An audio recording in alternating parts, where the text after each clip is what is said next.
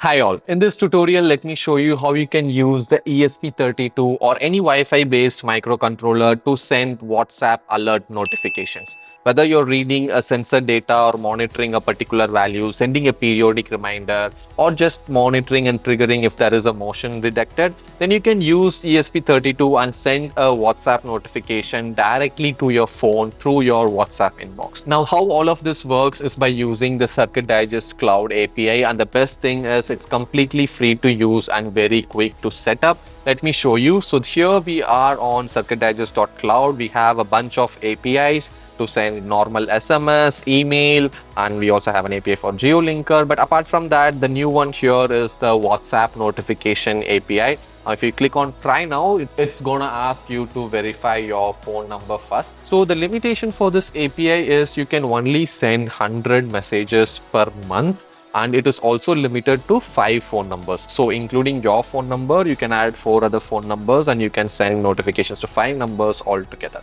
So first you would have to link that phone number and do an OTP authentication, and then you will be able to use the API key and send WhatsApp messages to that particular number. So first on the left side you can see link number. Let me quickly enter my number and click on send OTP, and I should be getting a WhatsApp OTP on my phone. Let me quickly show you that screen as well. So here on my mobile phone, you can see that the latest code that I have received is 330739, and I am just going to use it and verify OTP. So once it's verified, you can see that my number appears here. You can add 4 other numbers to whom you would like to send a message. So once the phone number is linked, you can click on the templates and see what all templates are available for you to use and send a particular message. Now, WhatsApp has a predefined rule on what message you can send in your automated WhatsApp API. So we have written almost 8 templates, each of which is for a different application, and your application should fit into any of this 8. Say you are going to share your location, then it would be like an update has been received from 1. So 1 is a variable name. You can pass it from your microcontroller. Movement status, you can mention the status of the movement from your microcontroller. Current location coordinate, you can give it as a link or as a text as the 3rd variable, and 4th variable is recorded at date and time, you can mention here. So similarly, you can use any template of your choice. For the sake of this tutorial, we're going to look into the threshold violation alert. So if you see here, this will be the message that is going to be sent, and as a user you will be able to customize 5 variables altogether. Now let's get to the Arduino IDE and start writing some code. So this is the complete code that I will be using for this tutorial. Before we get into the code, let me connect my ESP32 to my computer. This is the only hardware we're going to need for this project, because I'm just going to show you a demo on how to send messages from your ESP32. Okay, so this is the complete Arduino code for our project. It's pretty much simple. Let me quickly explain what is happening here. So since this is gonna ask our ESP32 to connect to our Wi-Fi and send an API call and send a WhatsApp message, obviously it has to be connected to your Wi-Fi network. For that to happen, you would have to enter your SSID here, which is the name of your Wi-Fi, and then the password for your Wi-Fi should go here. I'm not gonna enter my SSID and password just to keep it secure. And then for the API key, you have to get it from CircuitDigest.cloud. Just go back to CircuitDigest.cloud and click on API keys.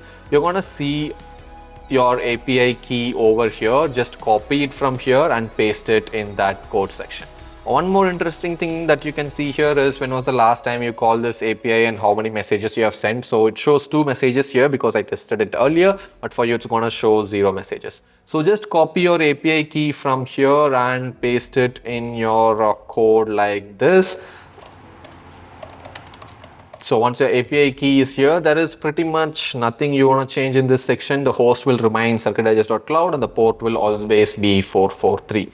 So once that is done, I have written a small function here to send WhatsApp messages. It is a pretty simple function. What we have done is we have used the same API call statement here. We're just preparing the payload and then we are sending it to CircuitDigest.cloud using our API key as an authorization. You don't have to change anything here, but this is the session where you have to change. So the first thing is the phone number. So this is the phone number to which you want to send a WhatsApp message. So before you enter your phone number here, make sure it is already linked to your account. So in linked number, you should be able to see your phone number here. So you can copy that number and paste it here. Make sure you also enter 911 and then followed by the 10 digit. And then the second thing is your template ID. So template ID you can get from the templates. You can select whatever template you want.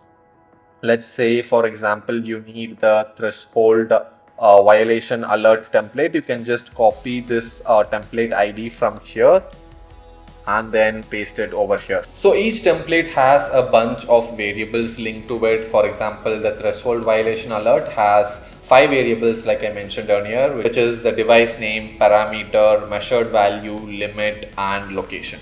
So what you have to do is in your code over here, you're going to enter your device name, parameter, measured value, limit, and location. Now this is a fixed, but what you can change is you can change your device name. For example, I have called it ESP32 demo setup, but you can call it anything that you want. And then the parameter here, I have called it temperature, but you can call it anything you want. And then the measured value, I am passing it as a variable. So whatever measured value is being read from my sensor, I'm going to directly pass it so that it sends the current value. And then limit, I have set it to 30 degrees Celsius, and location I have set it to office room. Now for the sake of demonstration, most of these variables are hard coded, but just like what we have done with temp string, you can send any values that you want dynamically and that will appear on your WhatsApp message. Now the next thing here is just some authorization to send this API call to CircuitDigest.cloud. Now under void setup, we are just starting a serial monitor and checking if the Wi-Fi is connected. And then in the loop, we are just going to get a temperature value from the serial monitor. Just for the sake of demonstration, we're going to get temperature value from the serial monitor. And then we are going to check if the temperature value is greater than 30, and if it is greater than 30, it's going to print that threshold reach sending a WhatsApp message. And it is going to call this particular function along with the temperature value. So this temperature value is then read as temp string and it is passed to the WhatsApp call as well. So yeah, pretty simple code. Let me quickly update this code and show it to you in action. Okay, so now we have our ESP32 connected to the computer and the code is also uploaded, and over the serial monitor here you can see the temperature is NaN, which is not available. I'm going to enter the temperature through serial monitor. Say for example, if I enter 24, it's going to register the temperature value as 24. But when it is going to exceed 30, it's going to trigger a WhatsApp message. So let me enter 32 for example, and then it says threshold reached, sending WhatsApp message, and within few seconds you should get a response from the server and your WhatsApp message should also be visible. Okay, so here it is. It says success true, message WhatsApp message sent successfully, and we also have how much credits we have used. And on the phone here, after the OTP, you can see that we have received a message saying threshold violation alert, a monitored parameter, so and so, and whatever variables we have set in the code. Say for example, the template ID was set as threshold violation alert, which is what we have received here. The parameter is temperature, as we mentioned. Measured value is what we typed in, so it is a dynamic value which is coming from this temperature. And then that limit is set at 30, and the room we have mentioned, office room, we have received the same. So similar to this, you can send any sensor value. If something is being triggered, you can send it as a trigger notification. You can do a lot of cool things with it. With that, I believe I have shown you how you can leverage the CircuitDigest Cloud API platform to send WhatsApp notifications from your phone. If you have any questions, do refer to the tutorials which I showed you earlier. They will also be linked at the description of this video. Thank you for watching. Have a good day. Tata.